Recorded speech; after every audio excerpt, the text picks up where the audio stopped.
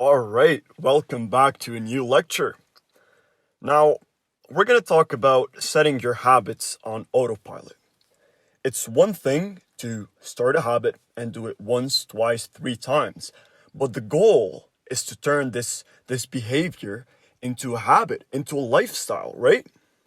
And you're going to get to know that it's pretty simple. We're not reinventing the wheel here.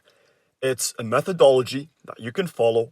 And if you follow the steps that I'm about to tell you, when you have a habit, you can simply turn it into a lifestyle. And when I say lifestyle, what I'm aiming for is that you will start doing the habit without putting any conscious effort into forcing yourself into doing it. It becomes subconscious. So automatically, let's say you want to start meditating in the morning and you know that this behavior turned into a habit, into a lifestyle when let's say you're doing it in the morning. When you wake up in the morning and you don't meditate, and then you feel like there's this voice in your head that's saying, oh, hey, there's something missing. There's something we need to do. Oh, well, we want to meditate. There's something we need to do, right? And when you get to that point, you don't need to put any conscious effort. Your subconscious brain will automatically trigger you to go do the habit. And that's the ultimate goal. So let's get to it. In a nutshell, there is no big secrets here. Repetition, repetition, repetition.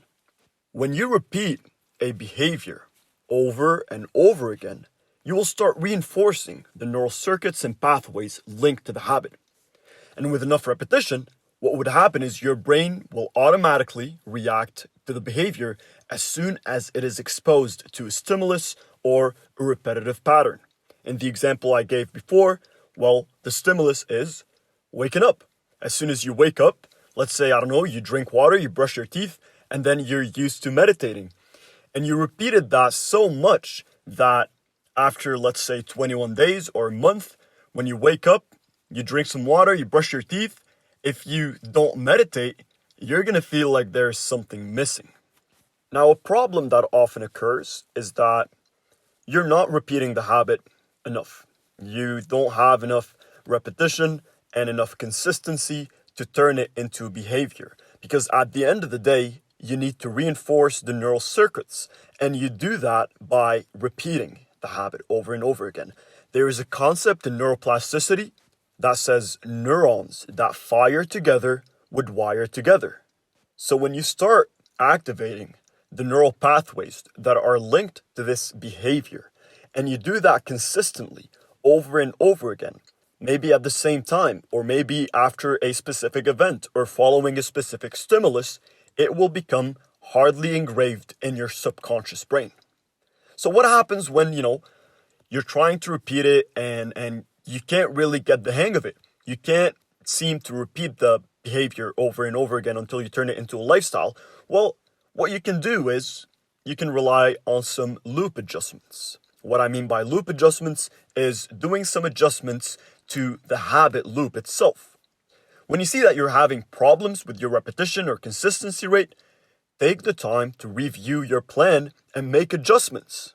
That's one tiny idea and a problem, in fact, that I encountered with so many of my clients.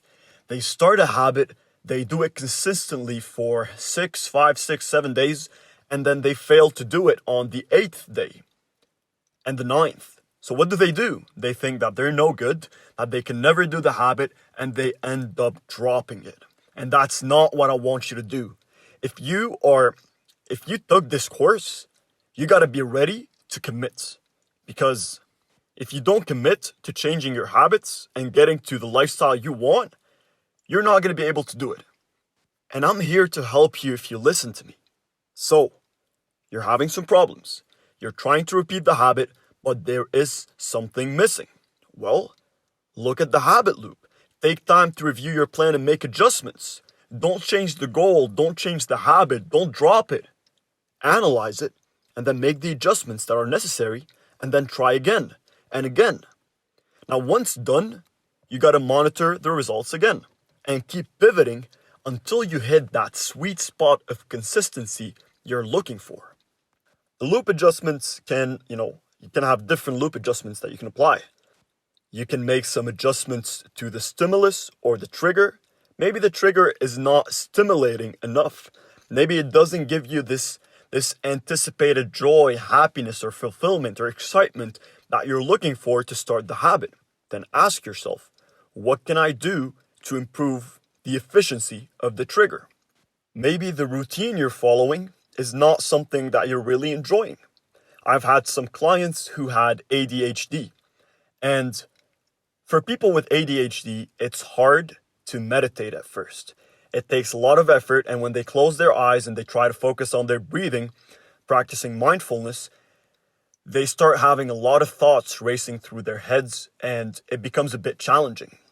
So one of my clients actually, who was having this particular problem, and he tried doing mindfulness exercises for a while, and he just didn't get the hang of it. He wasn't excited to do it, even though he knew that he needed it to calm down and focus more and concentrate more.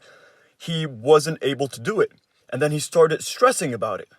Now, let me ask you, if you are trying to install a new habit in your life and you start stressing about it, what do you think your subconscious brain is going to tell you to do when you don't have the willpower and discipline to choose for yourself consciously? Well, obviously, your subconscious brain is not going to pick something that's stressing you out, especially if you've had a bad day. And when I talked to him, he emphasized that, he wants something a bit more physical where he can move and at the same time, relax his brain and be mindful. And we switched into yoga. And I can tell you right now that as you're listening to this, he's probably doing yoga today, and he's doing it every single day. I talk to him often, and it is one habit that changed his life because now he's excited. He wants to try it. Another one of my clients also who tried meditation and, it just wasn't the right thing for him, but he wanted some kind of breathing exercise. And Wim Hof, the Iceman, I don't know if you heard about him. If not, I highly recommend you look him up. He has this breathing method, and it's really efficient. What it does basically is that it fills your entire body and brain with oxygen. And when you have oxygen running in your entire body and in your brain in high quantities, you get more energy, obviously. So I suggested the method and he tried it, and he sent me an email the next day saying it was the best thing he ever tried. And when I read that email, when I saw that he said it's the best thing he ever tried and he's so excited, I knew that he's going to do it again tomorrow and the day after and the day after. And when he doesn't do it, he's going to feel like there's something missing because he is excited. He is thrilled. So maybe the routine that you're following is not something that you're particularly well adjusted to right now. So try to change up the routine. Whatever it is, try to make some adjustments to the routine, include some things that really excite you, some things that you'd be excited to do, some things that you'd be happy to do that bring you joy and fulfillment. You don't want to stress yourself out. It's hard enough to start a new habit and implement it as part of your lifestyle. It becomes a lot harder when you start stressing about it. And the last thing you can look at adjusting is the reward. Well, I have a lot of people I know who would start a habit just because they heard their friends saying, oh, it's really good.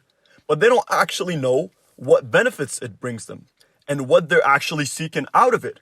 They just say, oh, I want to be healthier. I want to be, I want to have a healthier lifestyle. And they start doing the habit. But when you don't have an end goal, when you don't have a vision of what this habit is going to change in your life, you're going to have a hard time finding the motivation to do it. So the key here is repetition. That's why if you went through the lecture where I talk about scheduling and consistency, if not, you're going to go through it. I emphasize that keep track of your habit until you go for 21 days or 30 days, depending on how well you adjusted to it, and make sure that you repeated the habit, whether it's the micro or macro goal. Keep repeating it for a streak over and over again every day for a while. All right? That's how powerful repetition is. Tony Robbins, in his seminar, Date with Destiny, he gives an amazing example. All right? He used to go for a run every single day. Careful, I said every single day. He didn't just go on weekends and he didn't, go 3 days a week. He went for a run every single day for about 45 minutes to an hour. And while running, he kept repeating to himself and saying, I'm unstoppable, I'm unstoppable, I'm unstoppable. Well, guess what's going to be stuck in his head after a month of doing that? He's going to be unstoppable. His subconscious brain soaked in the idea that he's unstoppable because he repeated that over and over and over again. And same thing goes for your habits. So make sure to take note of that and repeat, repeat, repeat. Practice, practice, practice. Practice makes perfect. And if there's something wrong, you aren't able to follow up with it exactly and properly, make some adjustments. But don't quit. Don't stop pursuing the habit that you're trying to achieve. Adjust, adapt, overcome, and then go again and again until you hit that sweet spot where you turn this behavior into a habit and this habit into an automatic lifestyle. I hope you guys enjoyed this lecture, and I'll see you all in the next lecture. Let's do it.